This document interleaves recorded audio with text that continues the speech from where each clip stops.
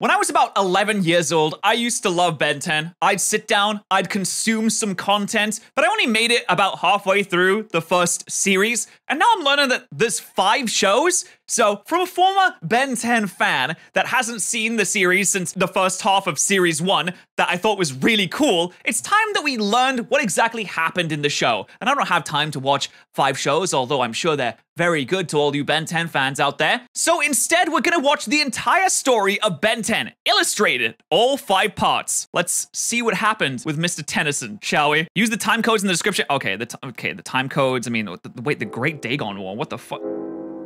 But the Time War? Wait, okay, spoilers. I probably shouldn't be looking at that. What do you mean, the Time War? What does that mean? What?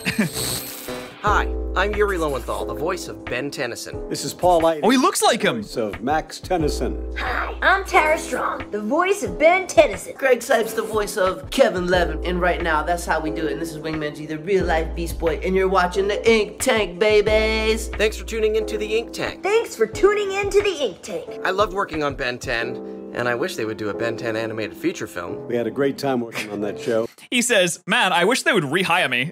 We were a family, even the aliens. I love being Ben, because I get to turn into whatever alien I want, at least most of the time. Don't touch my car. Enjoy the video, yo. What? What'd he say? Hold on. Don't touch my car. Enjoy the video, yo. Did he just say don't touch my cock? Oh, car. Oh, car. Oh my god. Okay. God, We hope you enjoy the video. Hope you enjoyed the video. It's hero time. Going hero. Bye, guys. This is Max. Out. oh man, seeing the original voice actors really like brings out some kind of nostalgia in me, especially the granddad. The granddad just took me back in time. That's absolutely fantastic. I love seeing voice actors do their character voices because they always seem so into it. The thing about voice actors is you don't see them. A lot of the times you don't know who these people are, you just know them as the characters. But these people are super into their characters and they're usually really, really fun as well. That reminds me of when I got the Pokemon voice actors in my video. Yeah, I asked on Cameo for the original voice actors of Pokemon to give me Pokemon to use in a Nuzlocke, and it was really cool as well. Catch him on Pokemon, and I also play Baby Kangaskhan, Blissey, Badoo, Baneri, Burmy, Chansey, Chinchou, Clefable, Diglett, Esper, Lopunny, Mimikins, Medicham, Meowstic, Misdreavus. Anyway, she does a lot of voices in Pokemon. It's just really cool. I just love voice actors. They're absolutely fantastic. Anyway, Ben 10 time.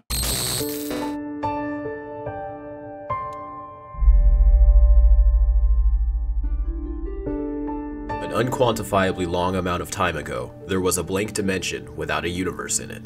The 5th dimension. Oh my god, this is like every video essay when it's like, so you want to learn about milk? Well, when time began. Cosmic traveling beings known as the Contumalia arrive at this dimension and continue their never-ending expedition of creating universes through this device known as the Annihilar Story of Phimiaghost. No, that's not real. I don't believe you. What? That's too many letters. Or the Annihilarg, for short. Briefly before the universe was about to be created, the time-traveling would-be dictator Maltruant arrives. With him, his own Annihilarg, programmed to create a universe in his image, with himself as the supreme ruler.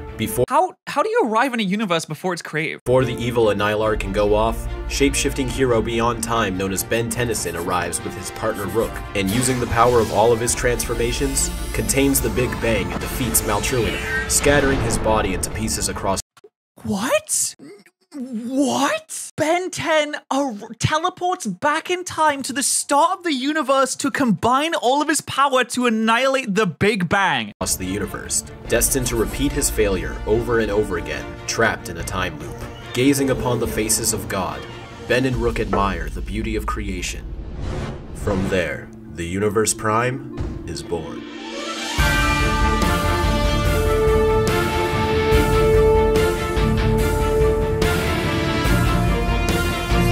What the fuck? Dude, I thought it was just like a fun little summer romp where a 10-year-old can turn into like Machamp from Pokemon. What was that? What's that all about?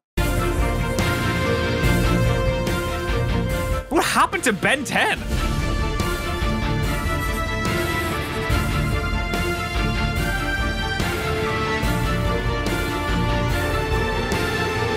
Can I just say, this is also really cool. Like, it's all illustrated, they did animation. Like, this is just a really fantastic video. Video is the completed, illustrated retelling of the entire history of Ben 10. from the classic series all the way to Omniverse. The information will be presented chronologically, so you will see all flashback and time travel shenanigans play out in the order they would have happened in the natural progression of the universe. Okay. And you should be well versed in the legacy that is the hero of heroes. I'd love to hear reactions from both longtime fans and new beginners of the show, and see if they can follow along. Now, I'm gonna try. Let's begin. Yeah, no, I'm gonna try. I'm gonna learn everything. In the universe are the single-celled ancestors to all DNA, known as slimebiots. These sentient genetomorphic species gather, carry, mix, and deposit DNA across the growing universe for eons to come. They're essentially the creators of most known sentient life today. Sometime after the universe had time to grow, a swampy, small planet gives birth to a genius that will become the smartest being in many galaxies.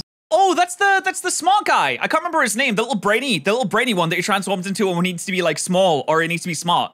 So he goes in the Omnitrix, okay. Azimuth, a Galvan who at full height is only about 6 inches tall, soon begins to flourish his passions to invent and learn alongside. Imagine being 6 inches and not 6 feet. Why even bother? His mate, Zenith. His first grandiose invention being an entire artificial planet known as Primus. Obsessed with his own capability, Azimuth sought out to find a way to tap into the fundamental forces of the universe and control the laws of physics himself.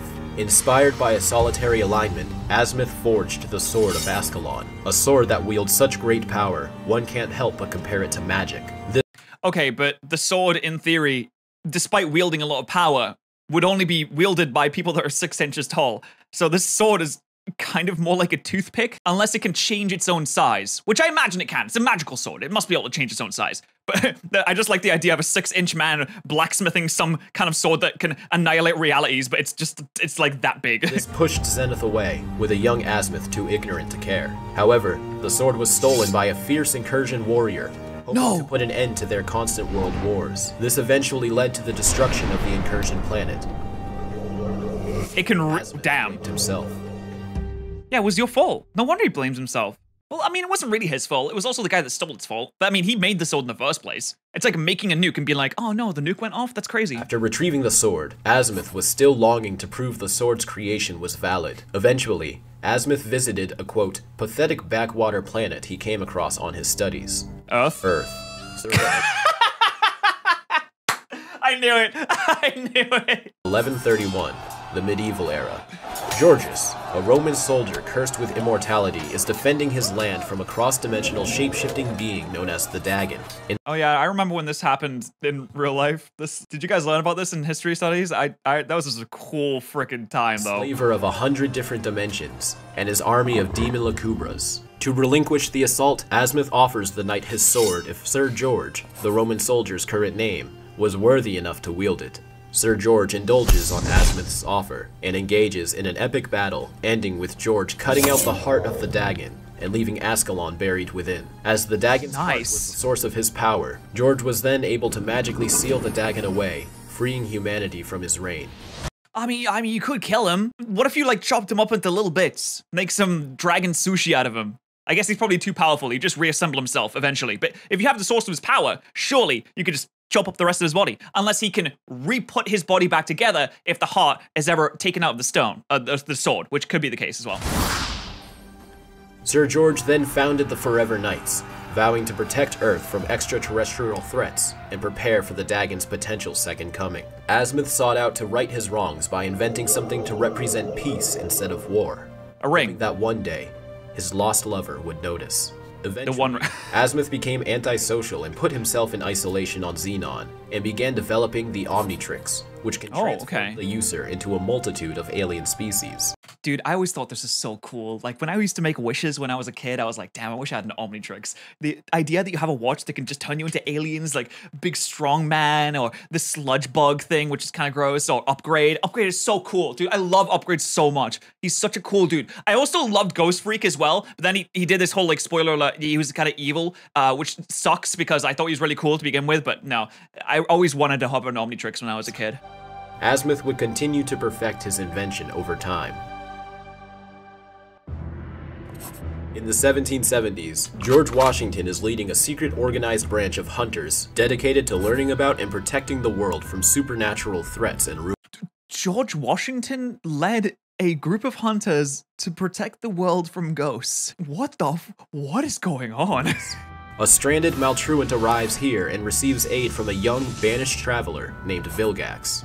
Oh, I remember him! I remember him. He looks like the Kraken from Pirates of the Caribbean, but I remember this guy. He was like the big bad of the first show, right? Vilgax helps Maltruant repair his ship, and in return, Maltruant gives young Vilgax a Chronosapien time bomb. The two are soon intercepted by Ben and Rook time-hopping once again, and fight off young Vilgax and Maltruant with the help of George Washington. This is so silly. Ben 10 goes back in time to fight Cthulhu creatures with George Washington. What is George gonna do? He has a blunderbuss. That's not doing anything to Vilgax. Also, I have no idea who the secondary character is. Also, there's a little bit of sludge. There's one of those original creatures coming out of his watch. I have no idea where that's happening. That's gonna be fun to find out too. Ben transformed from species to species inspired Vilgax's lifelong lust for this unique kind of power, as Ben unknowingly became the catalyst for his greatest foe. Washington cuts the anchor of Vilgax's ship, inspiring the tale of George Washington cutting down the cherry tree. This also marks the first recorded alien sighting on Earth, and Washington's organization starts to integrate extraterrestrial matters. This sets up the creation of the Plumbers, meant to fix leaks in normal society.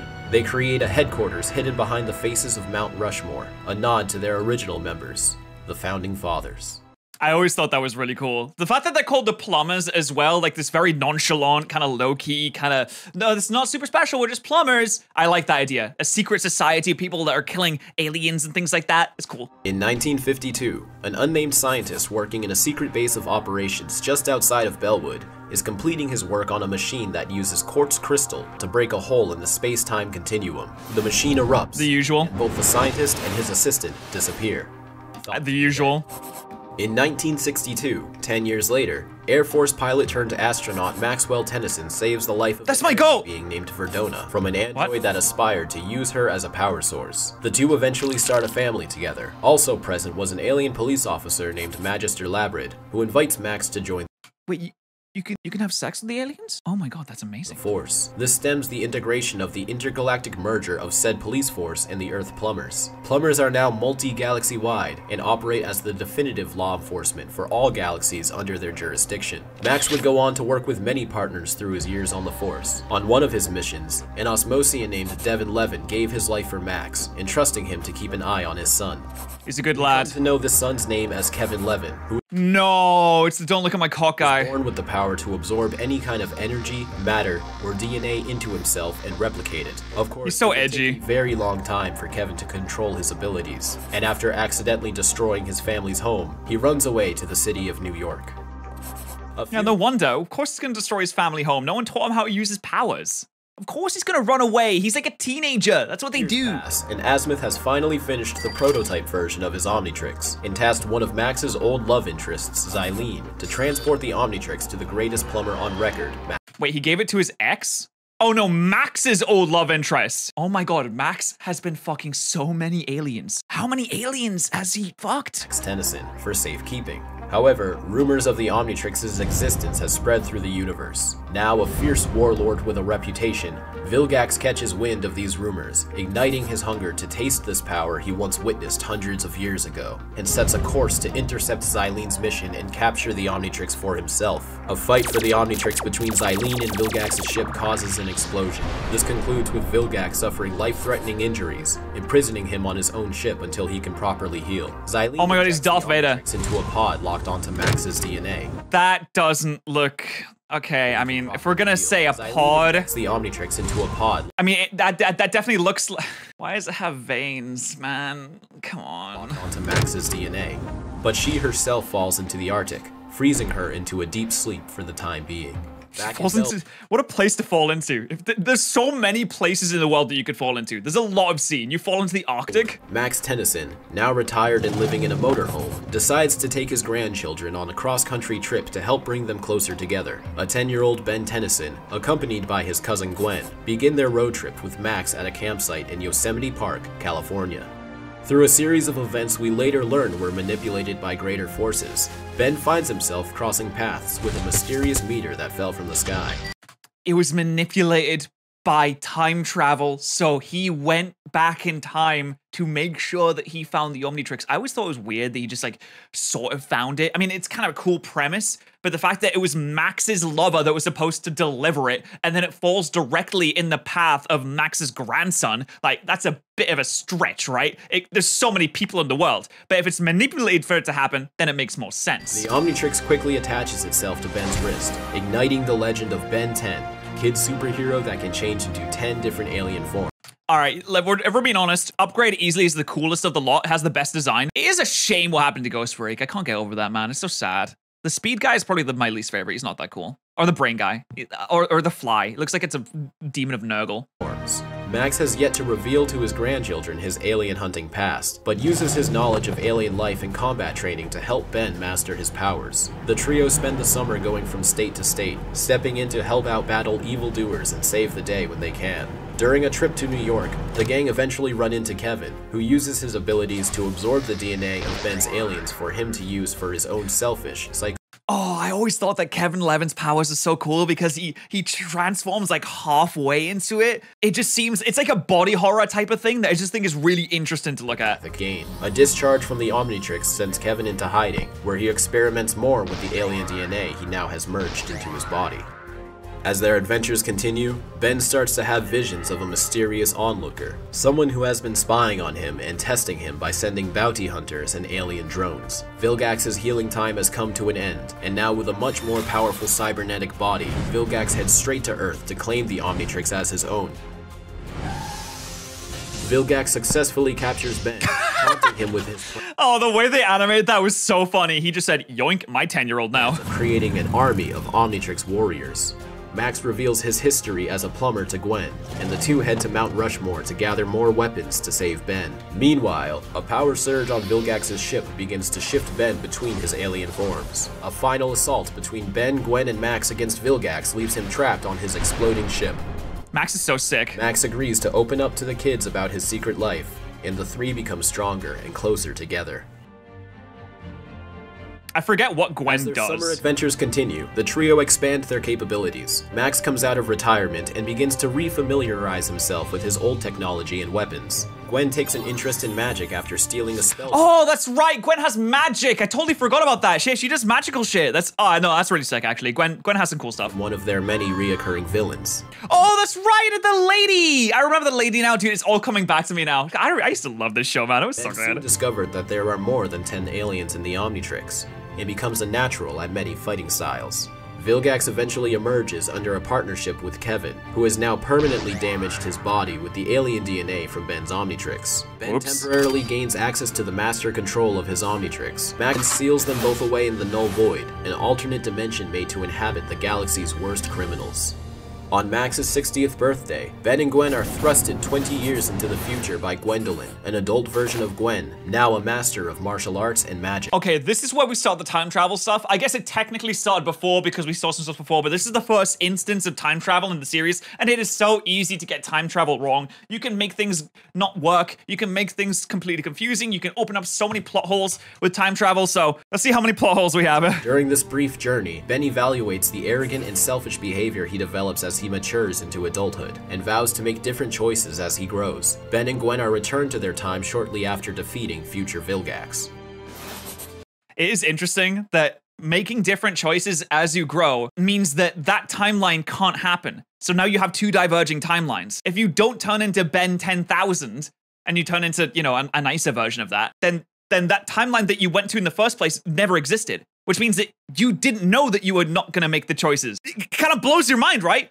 Because you can't go to a timeline that doesn't exist if you make different choices and you stop it from existing. Ugh, it's blowing my mind. Xylene also arrives after she is accidentally unfrozen by a group of Inuits. She reveals to them that the Omnitrix was intended for Max, not Ben, but yeah, oh yeah, I remember that. And Ben's like, oh, but I'm like 10 years old, and Max is like old as fuck. I know that it doesn't mean, and it's not a plot hole, the timeline thing. It just means that it's like, it forms a new timeline. But from that timeline, there can be more timelines, and they can split and split and split and split, so there can be infinite timelines. but deems him worthy enough to keep it. At some point, Ben is yet again hurled into the future, this time only 6 years, during a chrono-randomization barrier error by 16-year-old Ben Tennyson. Ben what? then helps his future self and team defeat Ultimate Agrigor. More on that later. After this event, Ben is sent back to his own time and recalls this journey as a vague dream.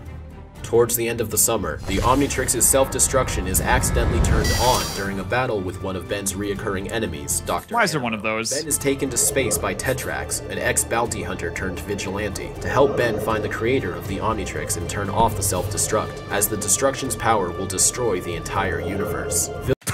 What? There is a self-destruct feature that you can just accidentally turn on in a fucking watch that will destroy the entire universe. I thought the smartest guy in the universe made this. That's dumb as bricks. Vilgax escapes the Null Void and trails them, intending to steal the Omnitrix once and for all, or force the creator to build him a new one. The gang finally meet Azimuth, who at first refuses to fix the Omnitrix as he believes the universe is doomed to destroy itself anyway. In a last oh my god. Well, he's a piece of shit. I thought he wanted to get back with his girlfriend. His girlfriend's getting blown up if he does this. Save the universe. Ben battles Vilgax and his army one final time without use of the Omnitrix. This inspires Azimuth to put his faith in Ben as the future hope of the universe. He didn't use an Omnitrix, he just shot him with a gun.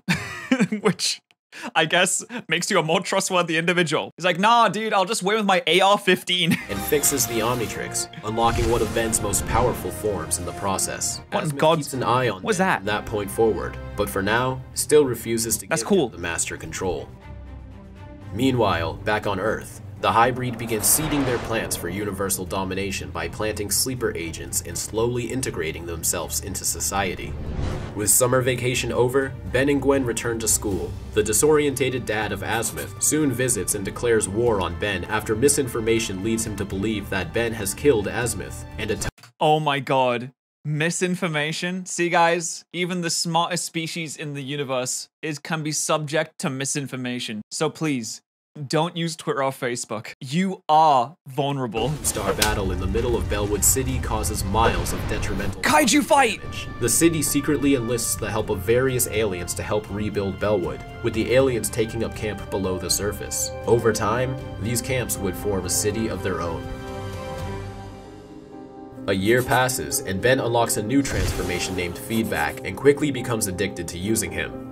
Meanwhile, oh wait, what does Feedback do? He absorbs and redirects electricity, and he can redirect any type of energy in an infinite amount at near point-blank range. He absorbs energy through the plug-like conductors in his antenna.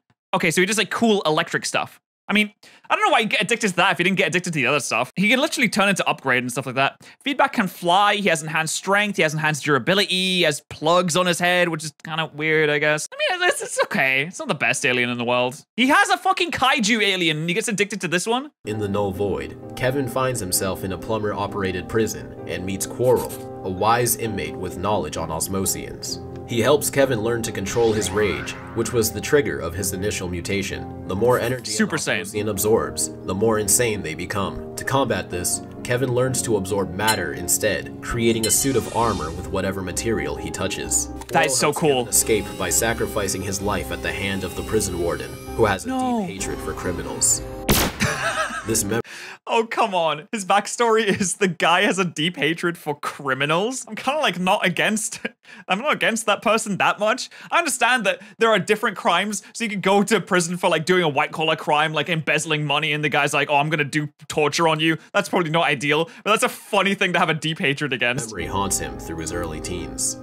Still trapped in the Null Void, Kevin is found and recruited by Proctor Cervantes, leader of the Rooters, a special Black Ops division of the Plumbers. Cervantes was a corrupted scientist who frequently abducted children and performed experiments on them, attempting to create an army of superpowered beings that can assassinate a target known as the Oncoming Storm. When he discovered Kevin, he thought of him as the key to achieving his dream, and uses Kevin's powers to experiment on himself. What in God's name? Children, creating the Rooters. After a oh my god, he just takes the power from the animals and gives it to other people. Oh my god. This is the same thing as the My Hero Academia villain All For One. Did My Hero Academia steal this from Kevin Levin? Period of training, the Rooters are sent to Earth to execute Ben Tennyson, with the assault led by Kevin. During the battle, the assault fails, which highly upsets Proctor Cervantes, calling the Rooters project a failure. He wipes Kevin's mind of any memory of him, and does the same to the other rooters, and lets them loose once again into the Null Void. With his new friend by his side, Kevin and Argent wander the Null Void. They eventually find a way out, and after a few scandals as traveling con artist partners, agree to go their separate ways. That's funny. On Galvin Prime, that's a cool little side Azimuth story. Moves back to his homeworld and becomes their first thinker. During the creation of the Galvanic Mechamorph, a species of sentient blobs of nanites that can possess and enhance machinery that live on Galvin Prime's moon, named Galvin B, one Mechamorph was made incomplete, which corrupted both his biomass and his sanity. His name was Malware. Oh, come on, his name's Malware? It's a bit on the nose, isn't it? Worked to develop a cure to stabilize him, but it was deemed a failure. Malware became hostile and attempted to cure himself by kidnapping Albedo, one of the assistants of Azimuth, forcing him to develop a cure. This only mutated and corrupted Malware further. Malware then planned to absorb the Omnitrix and use its power to perfect his form. He steals an incomplete from an altercation with Ben, and begins working on an Omnitrix duplicate with a scientist known as Dr. Psychobos. Is that just a flying head? No way, dude. This is what he looks like? Why has he got one massive claw? He looks like a rejected B-Tech version of Kingler. What's wrong with him?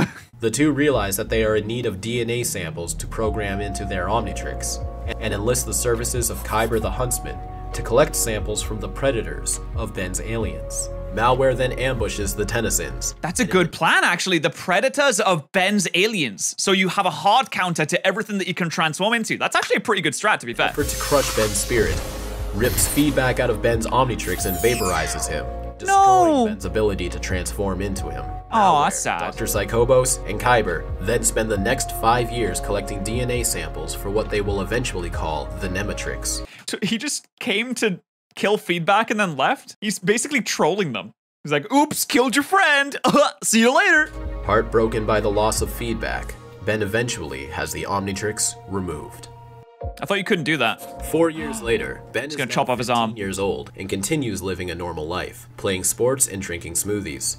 With Grandpa Max missing, Ben re-equips the watch, and with the help of Gwen and Magister Labrid, the high-ranking plumber that originally— Wait, so he just didn't have it for like 4 years? And no one came to do anything about that? Like, there's a bunch of people that are like, oh, we're gonna kill him at some point. No one came to kill him when he didn't have the watch. No one like poisoned his food in the night. No one slit his throat. No one sniped him from a distance. This guy's just like a 11-year-old. No one did anything until he put the watch back on? No one knew who I was until I put the watch on. Recruited Max, they begin their search. However, as a catch, the Omnitrix has recalibrated after Ben's 4-year hero hiatus and has locked away his original transformations, while giving him 10 new ones.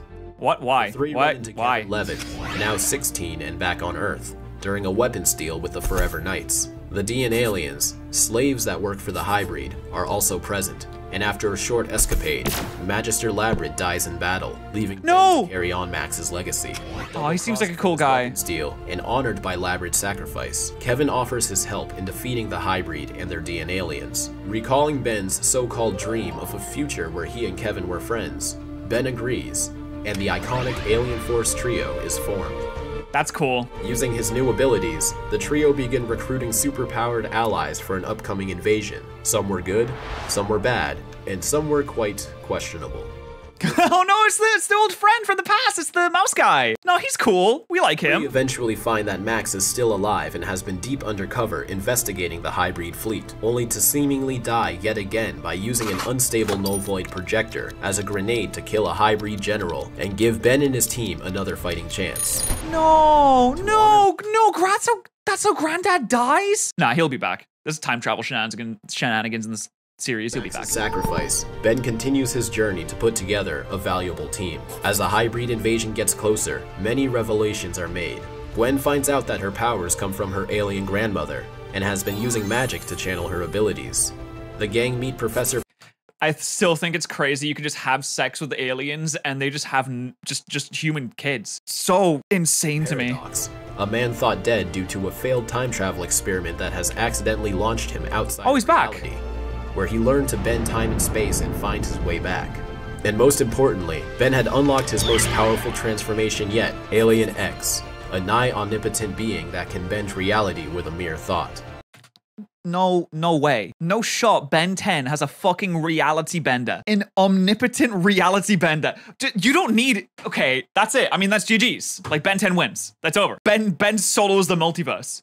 Is this what happens when I say, like, people are like, oh, Ben 10 beats Goku. I'm like, what are you talking about? It's because he has this guy? There's no more enemies. Like, he beats the enemies. That's it. It's over. GG's. Although this power comes with complications to overcome.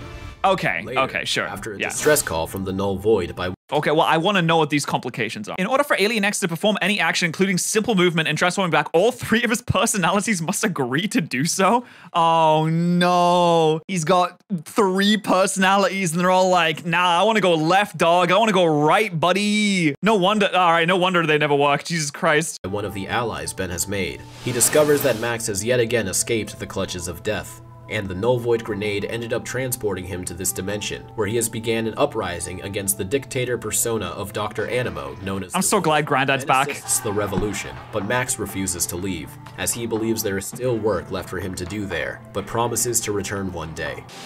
Now an independent leader, not by burden, but by choice, Ben prepares for war.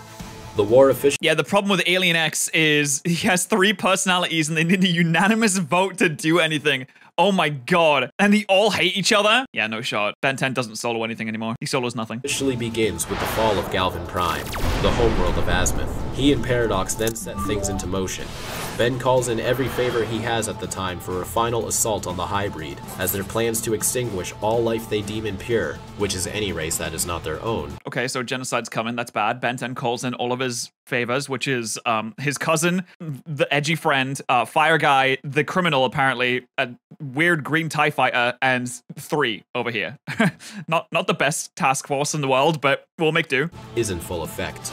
Azimuth at first refuses for Ben to participate in the war, as the Omnitrix is too valuable to risk losing, but after realizing it's too valuable to risk losing. Interesting. You were gonna let it self-destruct, and now we've had a bit of a change of tune. Also, how can you restrict him from doing anything? He's got like omnipotent Alien X in that and all that. You're just a little brain guy, a little gray matter man. What are you gonna do? He's probably smart enough to figure out something. Never mind. He's like super smart. He can do anything he wants. Realizing that nothing will stop Ben from fighting, he grants Ben access to the Master Control, the full powers of the Omnitrix that he had only experienced once before. Ben fights his way to the Hybrid Control Tower, only to find that the true Hybrid Supreme Council is located on their home planet. Max triumphantly returns with his own team to give Ben the fighting chance to make it to the Supreme Council.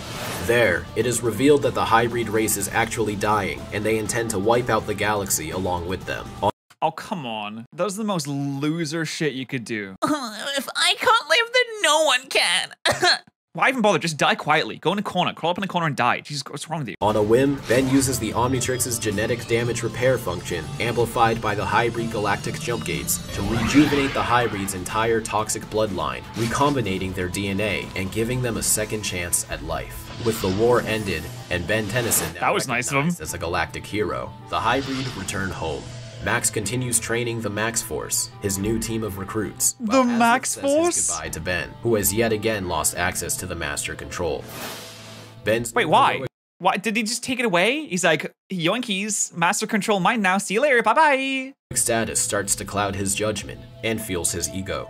Months later, Vilgax arrives on Earth with his follower, Siphon. Vilgax issues a Conqueror's Challenge, a law galactically enforced that allows the opposer to challenge that planet's greatest hero, with the champion obtaining ownership of the planet upon victory. Vilgax I like how the example was Goku versus Superman. That's great. Has done this to 10 other worlds, including his own home planet, which has now been renamed Vilgaxia, redeeming his status as a banished criminal to a respected leader and warrior. With his 10 victories, Vilgax now wields many new powers and weapons. To ensure victory, Kevin and Ben attempt to hack the Omnitrix after Azimuth refuses to help Ben after the hybrid war gave Ben a much more arrogant personality. Okay, fair enough. He's arrogant. He's like 16 years old. He's all powerful. I'm surprised he's not more arrogant. Have you seen TikTok influencers? They get a tiniest piece of clout and then they go around licking ice cream and doing backflips and just ruining people's day and destroying Japan and everything. Like, I kind of get that. But to be fair, he could be much worse. It could be so much worse. The experiment goes awry. What if Logan Paul had the Omnitrix? Just think about that for a second. Jake Paul has the Omnitrix. What do you do, Len? Ben Tennyson having it is not that bad. Breaking the Omnitrix, releasing some of Ben's aliens into the world, and permanently mutating Kevin for a second time. Oh, come on, man. Work together to recapture Ben's missing aliens, but the Omnitrix remains broken. They play Pokemon for a season. Ben appears to be a perfect match for Vilgax's new powers, until Vilgax gets the upper hand and kills Ben in his Chromastone transformation. What? Wait, he's dead? That was fun series. I enjoyed it. Ben's broken pieces begin to reform into another transformation, Diamond Head, one of his original 10, and promptly defeats him. He's back! As time goes on, the trouble weighs on the trio due to his mutation, as no one is able to figure out how to cure him. Unable to escape his defeat, Vilgax continues to pursue the trio, eventually teaming up with Azimuth's ex-assistant, Albedo. After a failed attempt to recreate the Omnitrix after he was deemed unworthy, Albedo was accidentally genetically altered, now resembling a warped Ben Tennyson. The two agree to an alliance. Wait, he has the same shirt on. Come on. How does it, what? What do you mean? He's got the same goddamn shirt and shoes. To retrieve the Omnitrix from Ben. Albedo would use the Omnitrix to cure himself, and Vilgax to rule the galaxy. Albedo eventually stole an Omnitrix core from Azimuth to complete the Ultimatrix, a device that can turn Albedo into Ben's aliens, and then evolve them into their ultimate form. The two capture Ben and Kevin and threaten execution unless Ben hands over the Omnitrix. Ben complies, and Vilgax uses the Omnitrix to power his Bioid army, finally achieving his dream of commanding an army of Omnitrix users. Vilgax double-crosses Albedo and keeps the Omnitrix for himself. As Vilgax begins his reign over the galaxy, Ben activates the self-destruct on his Omnitrix via voice command. Whoa, wait, you can do that by voice commands? Oh, okay. This seems like a bad idea. What's the safe word? Blueberry? Yeah, can I get a strawberry and blueberry smoothie? Oh, fuck, the universe is gonna blow up. Oh, son of a bitch. This is a universe blow-upper. Voice command sounds like a terrible idea for this. Telling Vilgax that the Omnitrix will destroy itself if he does not give it back to Ben. Vilgax believes Ben is bluffing and lets the Omnitrix explode, destroying it for good. Ben swipes— Oh, it's not a universe blower-upper. Oh, okay. Well, never mind. It used to be. I guess it kind of fell off. The Ultimatrix from Albedo to once again gain the power to transform into his aliens, but now has the option to go ultimate. During the battle, Vilgax's ship plummets into the ocean, where Vilgax unleashes his true form, only to be defeated by Ben using Ultimate Swamp Fire. The destruction— Wait, so he was a sea creature the entire time? Oh, that makes sense. He's like a Cthulhu creature, though. That makes sense. Of the Omnitrix also cures Kevin, as the frequency from their original experiment is what kept Kevin in his mutated state. Armed with new abilities, the trio's journey continues. Wait, so the Omnitrix is just dead at this point then? It like straight up just blows up. The blast radius depends on how long the blast charge is up for? That makes sense. I get that. Okay, that's fine. How long does it have to charge up to blow up the universe then? Like 5 minutes? On Osmos 5, home planet of the Osmosian race, a tyrant named Agrigor sets out to absorb the powers of 5 special alien species, which would give him the power to survive the treacherous journey to collect all 4 parts of the Map of Infinity. Agrigor captures the aliens and makes his way back to Osmos 5, where he will absorb their powers through a special machine. The alien prisoners revolt and crash land on Earth, each going their separate ways. Off the coast of the ocean, Vilgax washes up in his No shot. Vilgax is still around? Bro, they need to kill this guy. This is like the 5th time that they've beaten him. They just need to put him out of his misery. Jesus Christ, just like punch him hard enough. Please, Ben. Bystanders. Too weak from his previous battle, he cannot return to his normal form and can barely move. He is unable to resist being sold to a traveling carnival as a sideshow until he is discovered by a member of the Flamekeeper Circle, run by a man named Conduit Edwards. The Flamekeeper Circle is a religious charity organization at face value, but in secret, worship an ancient being known as the Dagon. They believe that humanity was jump-started— Oh, the Dagon's coming back! That's so funny. Vilgax got sold to a traveling carnival by aliens, and that the Dagon would one day return to Earth for a second coming of enlightenment. And it just so happens that Vilgax bears a passing resemblance to him. Members of the Circle are known as the Esoterica, and as worshippers of the Dagon, have the— So they bought him because he has like a passing resemblance. This is like when you see Jesus in a slice of toast and people spend like 100 grand on it. Ability to phase in and out of dimensions and expel powerful demonic energy. Vilgax, Wow. accepting his false identity as the Dagon, is cared for and nursed back to health by the Circle. Life seems to have fallen into repetition for the trio until Ben discovers that his secret identity was leaked online. What, his secret identity? What secret identity? He doesn't have one. He just runs around like Ben. He doesn't even do the Superman method of wearing glasses. What do you... This is like saying, my secret identity of being patterrz has been leaked. Bringing him a lot of unwanted attention in the media and his personal life. The trio tracked down the leak to a low-class childhood blogger named Jimmy Jones, who deduced Ben's secret himself. He tips them off about an alien stealing pieces of a nuclear bomb in Florida for them to investigate. Ah, of course it was in Florida. Why do they have anything nuclear-worthy in Florida? That's a recipe for disaster. Kevin unleashes their new ship, the Rust Bucket 3, and sets a course. They come across the first of the 5 Andromeda aliens that they agree to rescue and help return to their home worlds. In the end, Agrigor always had the upper hand and recaptured the aliens for himself, completing his mutation as Ultimate Agrigor. The following battle leaves Max with a damaged nervous system, stranding him on Galvan Mark II while he heals. Man, dude, he's like 90 years old. Just let him rest. Come on, man. He's so old. Stop making him fight. Paradox claims that he was the one who hid all 4 pieces of the map of infinity, as a race between Ultimate Agrigor and the trio begins. Despite their efforts, Ultimate Agrigor proves to be very smart and very powerful, and builds the map of infinity, which grants him access to the Forge of Creation, where celestial sapiens, such as Alien X, are born. Okay, cool. Paradox So you just go there. Forge's entrance, where Ben accidentally Wait, Paradox just brings him to the Forge's entrance. So Paradox could just go there? Damn, imagine spending your entire life trying to find a map and this other dude just teleports there. Just like with the snap of his fingers. entangles himself with a chrono-randomization barrier, pulling his 10-year-old self out of the timeline for a team-up of generations. Oh, this is the team up part. The Yeah, two this is the Bens, part. Gwen and Kevin battle Ultimate Agrigor on the palms of a giant celestial sapien mother. Agrigor plans to absorb its child and obtain omnipotence, as infinite celestial sapiens do not have the same drawbacks as their adult selves. Just as he is about to succeed, Kevin sacrifices his sanity and absorbs the powers of Ben's Ultimatrix, No! Ultimate Kevin, and defeats Agrigor by absorbing his powers too. The Oh, no! overwhelming power immediately Go on, Kevin. Absorb the baby. You deserve it.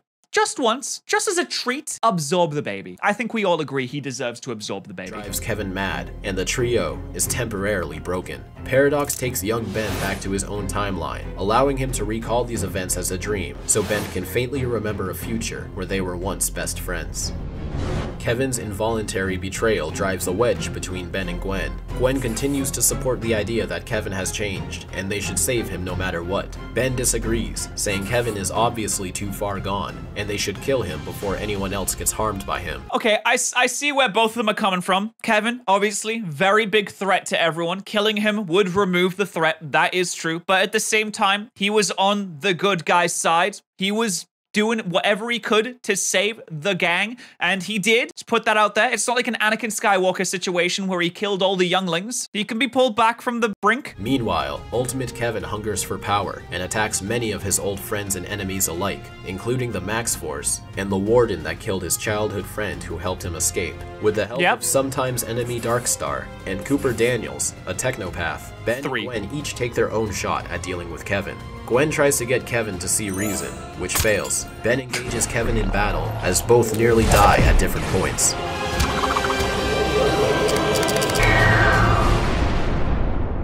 Dude, 2012 is the most insane year of all time in Ben 10 land. Jesus Christ. Darkstar and Cooper finalize a device that can cure Kevin powered by the remains of the Dominus Librium, an ancient energy-conducting artifact believed to be of alien origin.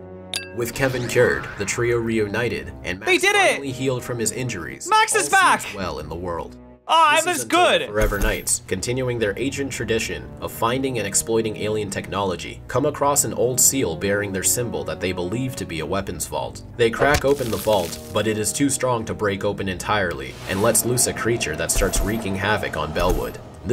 I like how at no point during this did they even mention the Ghost Freak incident, even though that was like the thing I remember the most of from this entire series. Gains the attention of the trio, who work with the knights to track down the creature. When found, the creature leeches onto Gwen, embedding itself into her mind, temporarily controlling her. That's gross. Free her, leaving Gwen with new memories, revealing the creature to actually be a demon that feeds off of prayers called a Lacubra, a servant of a great being named the Dagon. What they broke was actually a seal that was keeping the beast away, and now he is slowly breaking free again. The broken seal also alerts an old man from the senior center known simply as George, who begins to make his way to the seal. Confirming it is broken, his quest to slay the Dagon begins once more. What? Whoa, George, just wait. No,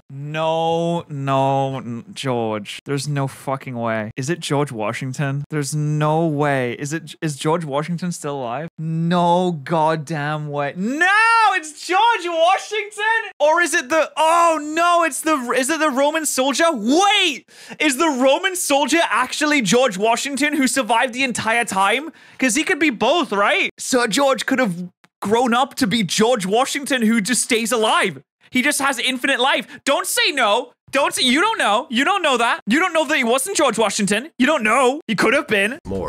He goes to Area 51 and teleports the entire base onto the side of a mountain and uses it as a place to perform his operations. Of course. Meanwhile, the trio is confronted by Paradox and Ultimate Ben, another version of Ben's future. Ben realizes that every time he meets his future self, his future will change, but for now, this future comes with the power to access his transformations while in human form. They arrive to help put an end to Eon. Wait, so he can just use firepower when he's human now? That's weird. Also, is Ultimate Ben the branch off from Ben 10,000, since he said it was going to be different, so he grows up to be different, he turns into Ultimate Ben instead. But since Ben in this timeline has met this Ben, he's going to be a slightly different Ben now, so that branches off into another timeline. An evil time walker who has been traveling across the multiverse, killing different Ben Tennysons. Although they later find that this is not the case, as he is in fact recruiting them for his own personal reasons. The trio, Ultimate Ben and Paradox, defeat Eon by destroying their universe's version of the Hands of Armageddon, which is said to exist simultaneously in every possible universe. Well, it doesn't exist simultaneously anymore, does it? That kind of breaks that. Does that break it in every universe? I would imagine that breaks it in every universe, then surely. Ultimate Ben returns to the future after giving Ben's Ultimatrix new transformations, and Paradox warns Ben to beware a man named Old George.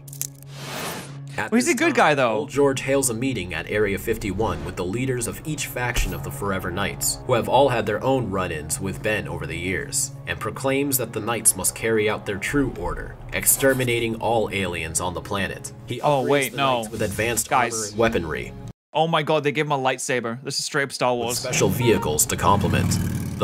Oh no, it was one of those little, look, now they have Star Wars speeders and everything. I told you they were Sith. The Purge, as it is officially titled, is kicked off with the death of Pierce Wheels.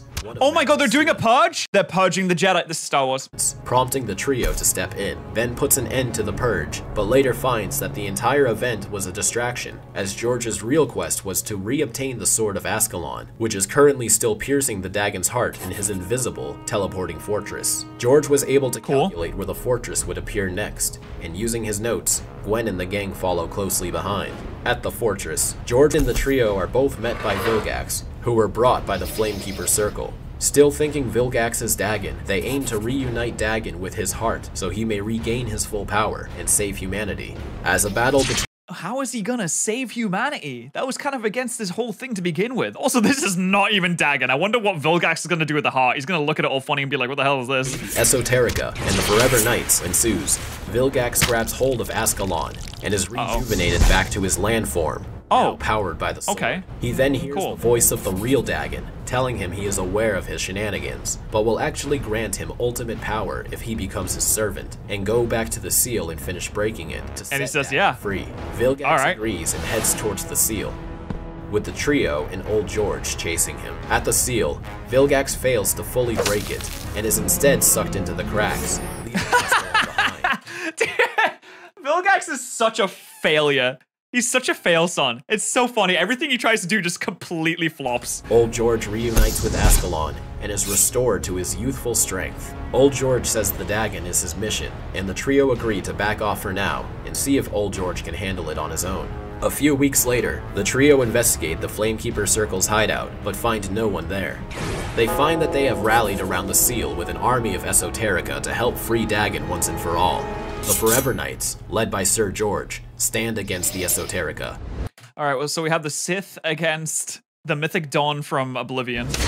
As hundreds upon hundreds of knights in Esoterica break into an all-out war, Conduit Edwards kills Sir George's squire, so Sir George kills Conduit Edwards, with Edwards still proclaiming his loyalty to the Great Dagon with his last dying breath. Ben soon finds and joins George in battle, where they are confronted by Vilgax, who has now been granted demonic power from Dagon to Guess how long Vilgax is gonna last this time. I bet he is off the screen. We're at 32:49. I think he loses before we hit 33 minutes. Destroy the seal. They fight against Vilgax's new form, but appear evenly matched. As the seal cracks even more, Dagon's power is released onto Earth, turning every living being on the planet into Esoterica. I was wrong. Aside from George and the trio, who were protected by Gwen. However, the seal still isn't fully broken. Unsatisfied with Vilgax as his servant, Dagon reconnects with Gwen through a bug he implanted in her during the Lucubra incident. Oh, what the fuck? To break the seal. What the goddamn? And Dagon frees himself into the universe. Dude, Vilgax doesn't even get beaten. He just gets brushed aside because he's not cool enough. Dagon towers over them in a godlike prestige, and does battle with the trio and Sir George as the last defense against humanity. The Dagon turns George into dust, ultimately defeating him. Oh my god. As all hope seems lost, it is actually Vilgax, who was planning for this the whole time, who defeats Dagon by absorbing his power into himself, the same way he stole power from the other 10 worlds he conquered. Never mind, rare Vilgax W! Congratulations, he's finally got a dub! Against a Dagon-powered Vilgax, Ben wields the Sword of Ascalon himself, and fulfills George's destiny by putting an end to Dagon's power, forever. Ben absorbs the Dagon's power into the sword, and armed with the Ultimatrix, Vilgax proclaims Ben as a god and urges him to use his power to reshape the universe any way he wishes. Tempted by nigh omnipotence, Ben refuses the power, and returns the sword to Asmith. Yeah, no, I mean, that's awesome and all.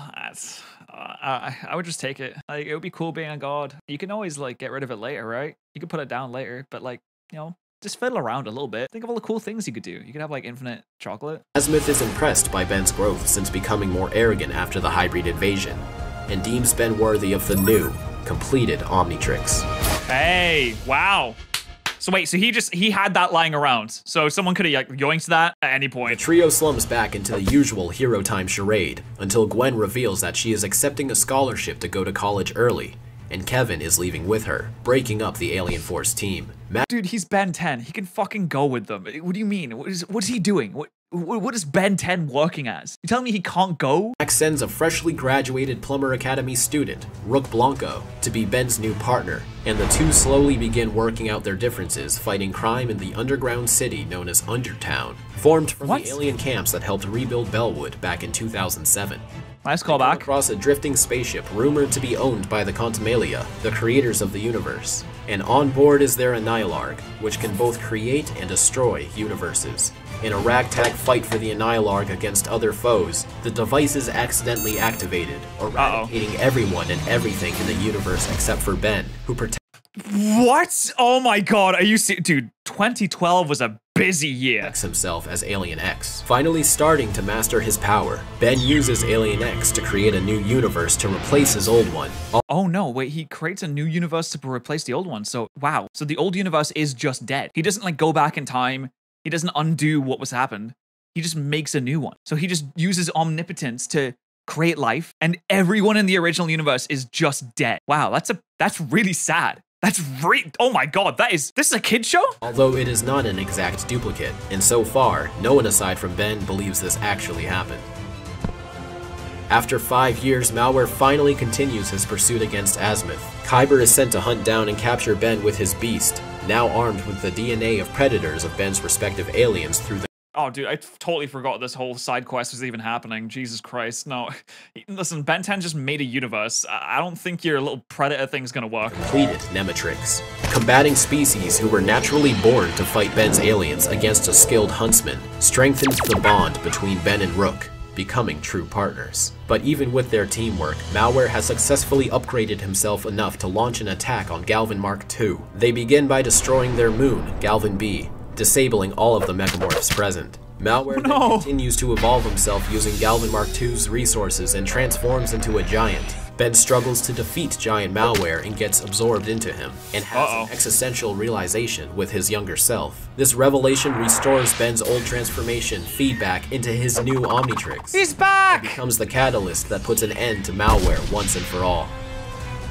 The adventures of Rook and Ben continue as they save the planet from the incursion invasion, prevent Albedo from permanently stealing the brain of Azimuth, and liberate the Anur You know, when the Mayans said that 2012 was going to be the end of the world, they meant in Ben 10 land. system from the evil clutches of Lord Transil. Patterrz returns once more with a warning that the entire multiverse is at stake, as Eon and Vilgax have teamed up and have been time traveling together for years, putting together an army of evil Ben Tennysons for a war. The battle will take place in an alternate universe, where one of the Bens never found the Omnitrix, because the Omnitrix never even existed here. That universe is then targeted by the evil Bens, only for Ben Prime to swoop in and who the fuck cares about No Watch Ben? He's just like a normal guy. Who cares? Save him. Ben and Patterrz fight alongside Ben 23, Gwen 10, and Ben 10K. Gwen 10? What is going? Dude, this is like the Spider-Verse. This is literally the Spider-Verse. What's going on? Another version of Ben's future that has the power to fuse his transformations together to protect No Watch Ben from Vilgax and Eon's army. The battle's true purpose was a distraction, allowing Vilgax to activate his Chronosapien time bomb and erase every single universe and timeline from existence. All except for No Watch Ben, who Ben Prime bequeaths his Omnitrix to seconds before being erased himself. Oh my god, what? Takes this Ben on a journey to restore the timeline, revealing that it was those two that manipulated the events of Ben Prime's timeline for Ben Prime to receive the Omnitrix in the first place. Oh, what? So Ben Prime, in theory, is the original Ben, right? This is the first one that all the other timelines diverge from. Right? No Watch Ben also helps Patterrz collect the good Bens for battle, but is left behind when the war starts again. That's funny. He got left behind. Enters his universe shortly after the time bomb went off, but now has a better understanding of the Omnitrix and the responsibilities of a hero. Using clockwork, he reverses the effects of the time bomb and restores the multiverse. No Watch Ben returns the Omnitrix to Ben Prime, and the good Bens effortlessly defeat Vilgax together. Back in Ben Prime's dimension. Dude, I tried to follow that as best I could. I think I did, but wow, this series went off the rails. When I watched it, it was a villain of the week, turn into big muscly man, punch a funny alien guy, and look, we did it. Let's go to Colorado or something. Now it's, oh, wow. Ben is put on trial by the Celestial Sapiens for illegally recreating his universe as Alien X, which violates the What? That's funny. You illegally recreated your universe. Like, well, sorry. What was I gonna do? Not do that? Are you kidding me? Preservation Act. The court eventually rules Ben guilty, but by using the Tetraman trial of combat, agrees to fight another Celestial Sapien for his own freedom. It is during this battle that Ben finally gains full control of Alien X and defeats the Galactic Gladiator, clearing his name. Okay, so he has full control of Alien X. Surely now he just GG's everything. Like omnipotent, all-powerful reality bender. It's gotta be GG, that's it. There's no more enemies. The entire universe now aware of what Ben has done. Cervantes finally returns after realizing that the dangerous threat known as Ben Tennyson has put the Omnitrix back on. He restores Kevin's childhood memories of being the Rooters' main assassin, prompting Kevin to do the same to everyone else who had lost their memories. A charade of events lead to Ben, Gwen, Argit, Rook, Kevin, Alan, Helen, and Manny, all in the Rooters' headquarters located in the Null Void. Cervantes physically takes control of the Amalgam Kids, but is No, you don't understand. It doesn't matter. Like, he's got Alien X. Like, none of this matters. He just goes, oop, deletion. You guys lose, I win. Able to do so to Kevin, who he instead corrupts by taunting him about Ben ruining his childhood and imprisoning him. Kevin seemingly turns on the team and joins Cervantes. A fight breaks out between them, leaving Kevin permanently scarred on his chin. Kevin surprises everyone by revealing that ever since his last mutated incident, he has gained control over his powers and was faking insanity the entire time to get He was faking insanity. He said, look at me, I'm insane. And everyone was like, oh man, he's insane. He's like, I was just kidding. close to Cervantes to destroy his connection to the other Amalgam kids, leading to his defeat, demotion, and strands him in the Null Void. The Time War is now set into motion as enemies from the future, Subdora and Exoskull, are tasked with collecting all the pieces of Maltruent scattered across the multiverse to become whole again. Lots of time-traveling events lead to Ben and Rook teaming up with Ben's future son, Kenny, and Skurd. What the fuck is that? Kenny? Oh my god, they did a Boruto. What the hell is this? Why does he look like that? A slime biot that found his way onto Ben's Omnitrix and can form special weapons and tools based on Omnitrix DNA. It doesn't matter Their goal though. is to prevent Maltruent from succeeding, but this journey follows Ben all the way to adulthood. Now 36 years old, Ben is fighting to stop Maltruent from building his own corrupted Annihilarg. No shot he's fighting to stop them. What do you mean he's fighting? Is he just bored? Is this what happens when Ben 10 hits retirement and he's like a divorced dad? He just sits at home all day. He's like, oh, I wish I had someone to fight. This gets ended in an instant if he wants it to be. Ben is in his divorced dad era when he's bored and his kids don't really like spending time with him all that much. So he's like, oh, well, I need a villain to fight now because that's what I do. I fight villains. And travel back to the beginning of time to remake his universe in his image. As a gift from Paradox and Ben 10K, Ben and Rook use special time cycles to follow Maltruent into a literal race against time. They temporarily knock Maltruent outside of the time vortex, stranding him on Earth in the 1770s. Maltruent sends out a distress signal and is greeted by young Vilgax, who agrees to repair Maltruent's carriage in exchange for the Chronosapien time bomb. Ben and Rook arrive to battle them with George Washington. Vilgax is inspired to dedicate his life to obtaining the Omnitrix, and Maltruent makes his escape back into the Vortex. They arrive at the beginning of time to find themselves face to face with a Quantumalia ship, and are met by the three multiversal gods before them, who take the shape of your heart's desire so you can physically perceive their fifth dimensional forms. Maltruent arrives not long. His heart's desire is smoothies. I mean, they're nice and all, but do they even have peanut butter in them, right? Long after, and activates his evil Annihilarg. Skurd forms the Celestial Blade to cut through the Quantumalia's chamber, but Ben has no choice but to dive in after the Annihilarg as a last-ditch effort to save the universe. Hope prevails, and using the power of all of his transformations, Ben contains the Big Bang and fires it into Maltruent, scattering his body into pieces for Ben and Paradox to hide across the multiverse, with Maltruent destined to repeat his failure over and over again, trapped in an endless time loop. So this just happens forever? Why, he should try something else. Why doesn't he just Alien X deletion the ship or the Annihilarg? Then it wouldn't happen. Since he wiped out the universe and he remade the universe, he could have remade the universe without this fucker, with his Annihilarg. Just make everything exactly the same. He remade the universe. He could have remade it without that dickhead. Ben says his goodbyes to Skurd, who wishes to join his ancestors in the development of life. It's a The loop. Quantumalia are impressed by their observations, and invite Ben and Rook to stay and witness the true birth of their own reality. The Annihilarg is placed into the chamber and sent into the endless void. From there, the Universe Prime is born.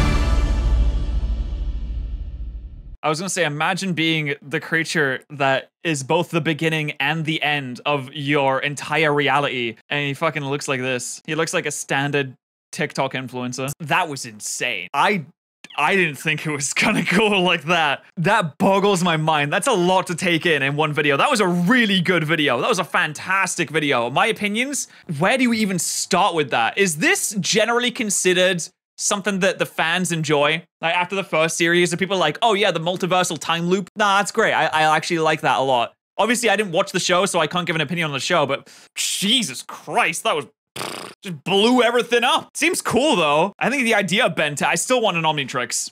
Even if I have to become a reality-bending time loop in universe creator and destroyer, I'll take it. But my brain is fried from that. Wow. If You want me to react to something?